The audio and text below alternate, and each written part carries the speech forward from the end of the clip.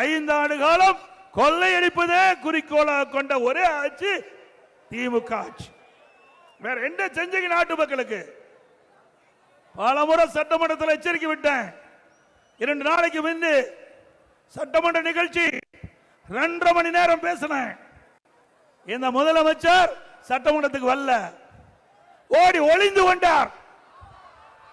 திறமை தில்லு திராணி தெம்பு இருந்தா நான் கேட்கிற கேள்விக்கு பதில் சொல்லிட முடியாது.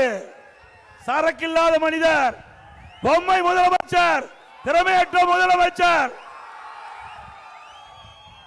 இவர் முதலமைச்சர் ஆன காரணத்தினால்தான் இன்றைக்கு தமிழகம் இன்றைக்கு தலை குனிகின்ற நிலைக்கு ஏற்பட்டு விட்டது. தலை நிமிரல, தலை தொங்கி போச்சு. திரு ஸ்டாலின் ஆட்சியில திரு ஸ்டாலின் அவர்களே, மாண்புமிகு புரட்சி தலைவி மறைவுக்கு பிறகு 4 ஆண்டு 2 மாத காலம் சிறப்பான ஆட்சி நாட்டு மக்களுக்கு கொடுத்தோம்.